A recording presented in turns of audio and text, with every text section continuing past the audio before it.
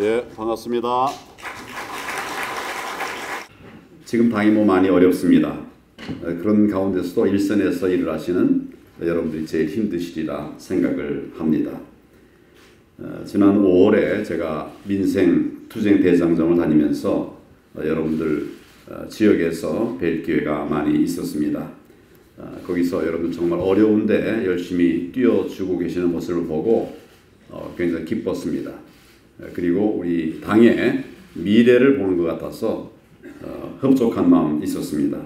어려운 고비 때마다 함께해 주신 여러분들께 다시 한번 감사의 말씀을 드립니다. 이제 총선이 9개월여 앞으로 다가왔습니다. 우리 당은 물론이고 우리 나라의 미래가 걸린 중요한 총선입니다. 반드시 우리가 압승해야 된다고 생각합니다.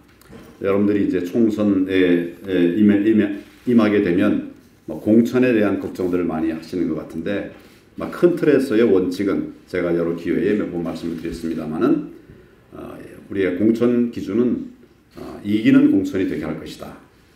또 공정한 공천이 되게 할 것이다. 그리고 또 한 가지는 경제와 민생을 살리는 공천이 되게 할 것이다. 지금 추경을 저쪽에서 하자고 이렇게 하고 있는데 이 추경에 대해서 위원장님들께서 지역에서 좀 분명하게 주민들께도 말씀을 좀 해주실 필요가 있습니다. 이 추경의 성격을 저는 이렇게 세 가지로 얘기를 합니다. 빚내서 닥치고 총선용 추경이다.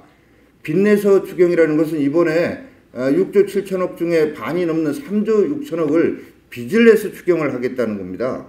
이 부분에 대해서 국민적 동의도 이루어지지 않았고 야당들도 이 부분 저희뿐만 아니라 다른 야당도 다 반대하는 이것을 빚을 내서까지 이거 하겠다라고 하는 이런 점들 좀 지적을 해주셔야 되겠고요.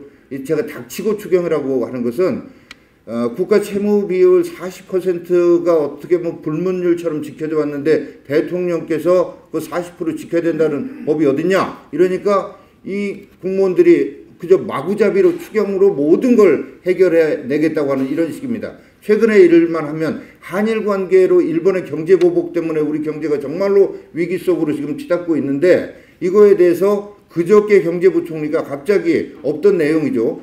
1200억을 이거에 대한 대응 예산으로 추경에 포함시키겠다 하더니 하룻밤 자고 일어났더니 여당 정책위 의장이 이제 3천억 하겠다는 겁니다. 3천억을 해서 제대로 마구만 줄 수 있다면 10번이라도 하겠죠. 근데 그렇게 해서 될 수도 없는 일을 하룻밤 자고 났는데 근거도 없이 갑자기 1,800억을 뚝딱 늘리는 것은 국민의 돈을 얼마나 우습게 보고 있는 사람들인가 하는 것을 여실히 드러내는 것일 겁니다. 한일 관계 관련해서 지역에서도 얘기 많이 나올 거기 때문에 추경 문제 가지고요. 이 사람들이 추경을 지금 제대로 할 생각도 없는 것 같아요. 실제로. 이따가 우리 수석부대표님께서도 말씀을 해주시겠지만 본회 일정 합의도 안 해주고 있어요. 그러니까 추경을 진짜 안 하고 안 되면 이거 전부 다 한국당이 반대해서 추경 안 됐고 경제 어려워졌고 막 이런 핑계로 삼기 위한 이런 정략적 수단으로 추경을 지금 얘기하는 거 아닌가 하는 이런 생각까지 드는데 이런 것에 대한 당장에 돌아가시면 당장에 이번 주부터도 그런 게 이슈가 될 수 있습니다. 그럴 때 그런 말씀을 좀 해주시고 총선용 추경이라고 하는 것은 곳곳에 단기 알바성 예산을 다 여기다 박아놓은 겁니다.